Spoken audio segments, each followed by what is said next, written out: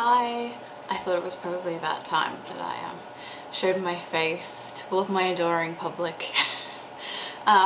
Just a few things. Firstly, I wanted to thank all of the people who have been liking my page. It really makes me feel nice and warm and fuzzy on the inside that people are actually reading my stuff. And secondly, hopefully this is okay for a kind of a intermittent webcam type solution.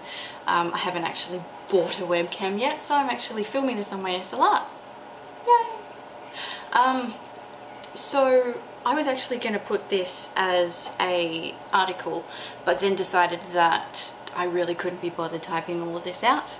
So in honor of Freaky Friday, I wanted to tell you guys about a local legend that I came across growing up, kind of near my hometown, not really in the Southern Highlands, but this is in Campbelltown. This is the legend of Fisher's Ghost. So my story, this story kind of starts off maybe about 10 to 15 years ago. I was about 10. Now, every Saturday we would drop my mother off at her workplace. She used to work at Camden at Carrington Centennial Hospital. And then my brother and my father and I would then drive all the way to Campbelltown, and we would go to a shopping centre or whatever.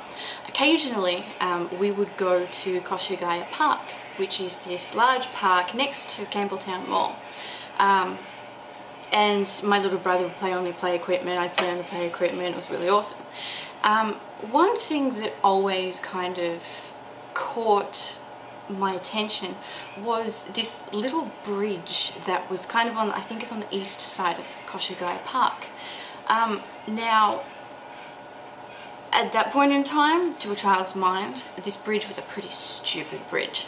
I mean, it had no water going underneath it, which of course we know all good bridges do have at that age. You couldn't go underneath it either, which now that I think about it was kind of odd. When I was a child, I liked the idea of bridges that you could see under. I always had a fascination with walking under bridges or being under bridges, kind of. Maybe that gives an insight to what sort of child I was. I was a bit of a troll. Haha, boom boom tish. Anyway, so I didn't really think much of this particular bridge. It was more of a stormwater bridge. It didn't have any running water, and I never really thought that much of it. It wasn't until I actually started going to high school in Macquarie Fields. I would actually catch the train every day. And I started spending a lot more time in Campbelltown.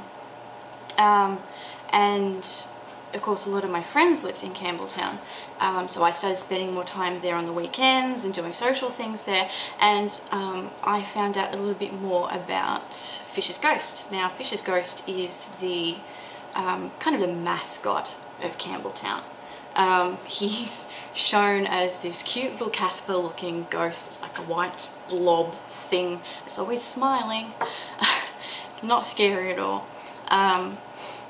And we would occasionally, well, we would go once a year to the Fisher's Ghost Festival, which goes for about maybe 10 days. It's like a fair showground thing. And it was then that I actually found out about the legend of Fisher's Ghost. This does have something to do with the bridge. I'll bring this in later. So my mother actually told me when I asked her about the legend of Fisher's Ghost. It's actually about, I think it was back in the 1800s, when Campbelltown was still just this little country town. There was a gentleman by the name of Frederick Fisher. Now, he had quite a large amount of land. Apparently it was very good farmland as well. He suddenly disappeared. Now, his friend, who was also his neighbour, I think his name was Worrell, I think, George Worrell, yes.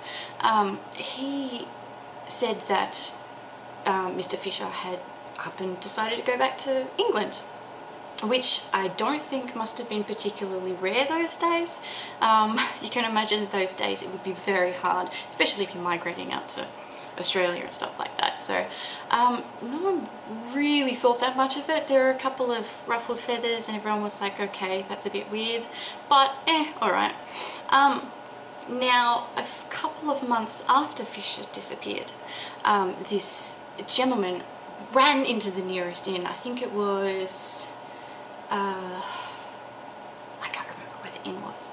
Let's call it Campbelltown Inn.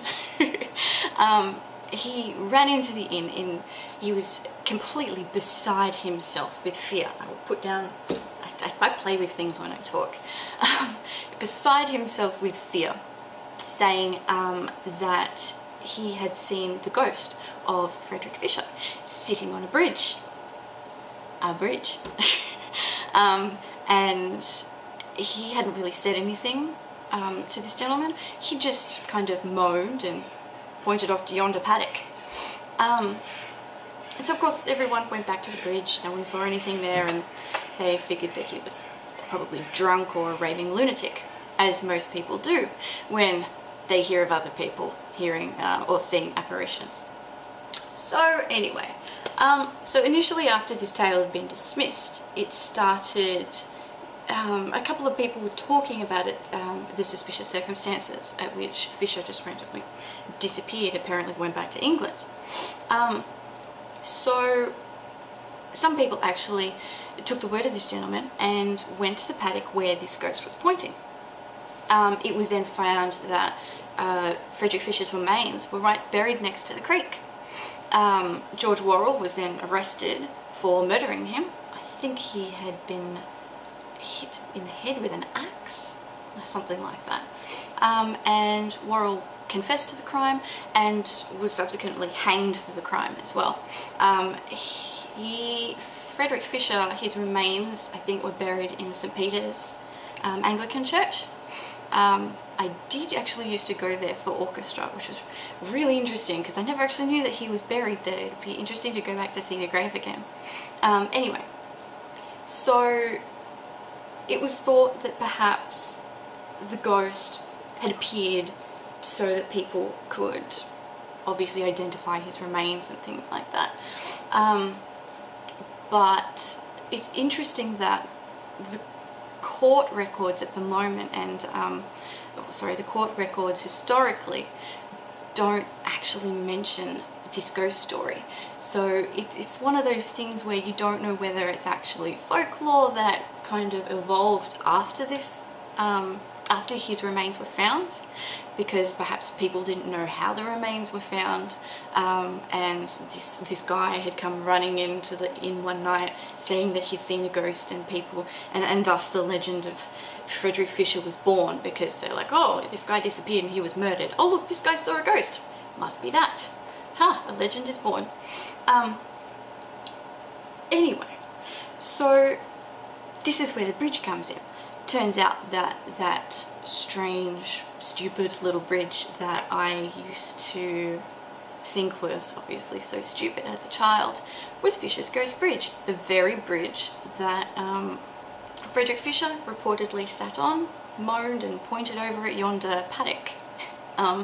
So that's my little story for Friday. I really like sharing ghost stories that have a personal kind of link to me, as well as I'm hopefully going to be doing a bit more on, I want to concentrate more on local ghost stories along the east coast of Australia. I don't really know that much about the ghost stories that are on the west coast of Australia, or the north coast, or the south coast for that matter. But there really isn't that many Australian ghost stories that go around on media. It's all America this, America that, Europe this, Europe that. So hopefully I've given you guys a little bit of a Friday entertainment to watch whilst you're going to work or you're on your phones and stuff, and hopefully I'll have a little bit better camera for you and I won't have to ad-lib this downstairs, hoping that my housemates